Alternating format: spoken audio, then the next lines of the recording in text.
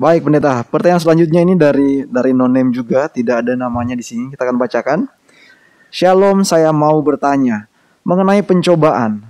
Apa pencobaan itu dari Allah atau dari manusia? Nah, biasanya ada pertanyaan, pencobaan itu datang dari Allah atau dari iblis. Tapi kali ini apakah dari Allah atau dari manusia? Silakan Pak Pendeta. Terima kasih. Istilah pencobaan ini sangat luas. Satu kata dalam bahasa Yunani yang diartikan pencobaan bisa juga diartikan sebagai ujian.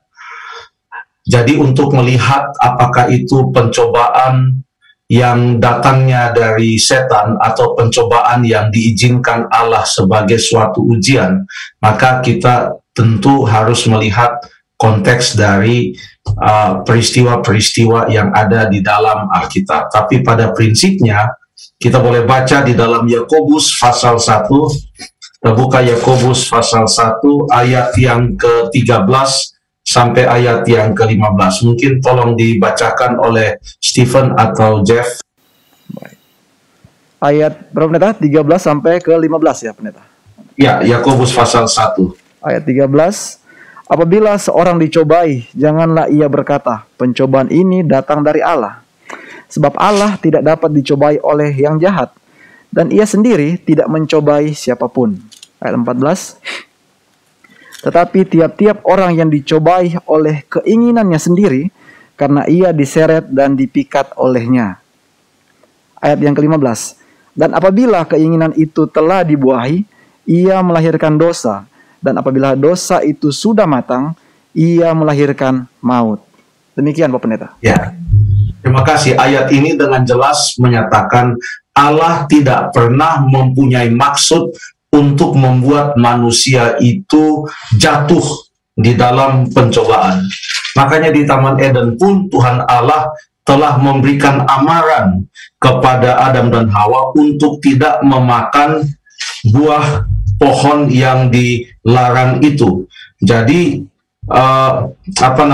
Allah tidak pernah bermaksud untuk membuat manusia itu jatuh di dalam pencobaan.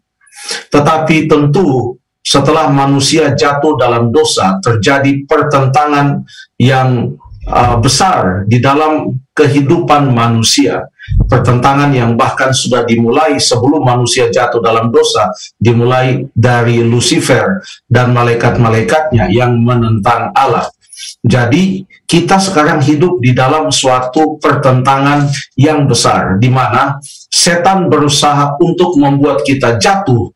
Tetapi kalau kita berserah kepada Tuhan, maka usaha setan melalui berbagai pencobaan untuk membuat kita jatuh. Kalau kita bersandar kepada Tuhan, maka kita bisa menang menghadapi pencobaan itu. Dan setiap kali kita menang menghadapi pencobaan itu, maka iman kita itu bertumbuh. Iman kita itu bertumbuh. Makanya di dalam 1 Korintus pasal yang ke-10 ayat yang ke-13 dikatakan di sana, pencobaan-pencobaan yang kamu alami ialah pencobaan-pencobaan biasa yang tidak melebihi kekuatan manusia, sebab Allah setia, dan karena itu ia tidak akan membiarkan kamu dicobai melampaui kekuatanmu, sebab pada waktu kamu dicobai, ia akan memberikan kepadamu jalan keluar sehingga kamu dapat menanggungnya. Perhatikan kata-kata yang mengatakan Allah setia, ia tidak akan membiarkan kamu dicobai. Ayat ini tidak berkata ia tidak akan mencobai kamu melampaui kekuatan. Tidak. Ayat ini tidak mengatakan ia tidak akan mencobai kamu. Ayat ini mengatakan ia tidak akan membiarkan kamu dicobai. Jadi ada oknum yang betul-betul berusaha untuk menjatuhkan kita melalui berbagai pencobaan dan bekerja di dalam hati kita.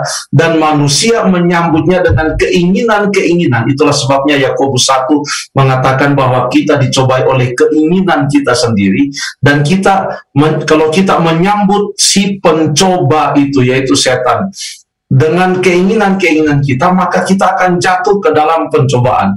Tapi kalau kita bergantung kepada Tuhan, maka ayat ini berkata, Ia tidak akan membiarkan kita dicobai oleh si pencoba itu melampaui kekuatan kita. Kekuatan yang bagaimana? Ayat ini dengan jelas mengatakan kekuatan yang datangnya dari Allah. Pada waktu kita dicobai, kalau kita berserah kepada Tuhan, bergantung kepadanya, maka kita akan tampil sebagai pemenang. Ayub contohnya di dalam Alkitab, setan berusaha membuat dia jatuh, tetapi karena dia betul-betul berserah kepada Tuhan melalui pergumulannya yang digambarkan mulai dari Ayub pasal yang ketiga sampai pasal-pasal yang terakhir, menggambarkan semua pergumulannya, tetapi pada akhirnya ia tampil sebagai pemenang. Sehingga maksud setan untuk membuat dia jatuh, maksud setan untuk membuat dia menyangkal Tuhan tidak berhasil. Justru setelah ia melalui pencobaan itu, imannya semakin kuat, ia lebih diberkati lagi oleh Tuhan. Mungkin contoh yang paling jelas di dalam Alkitab mengenai pencobaan dan datangnya itu dari siapa? Kalau kita baca dalam Matius pasal 4, Lukas pasal 4, Yesus sendiri dicobai oleh setan. Setan datang dengan beberapa pencobaan untuk membuat Yesus kalah atau jatuh atau tidak berhasil di dalam misi penyelamatan. Jadi pencobaan itu apakah dari Allah? Alkitab mengatakan Allah membiarkan kita dicobai sesuai dengan ukuran yang Dia tahu sanggup kita pikul kalau kita berserah kepadanya, dan kesanggupan menghadapi pencobaan itu pun, kata Alkitab, datangnya adalah dari Allah. Terima kasih.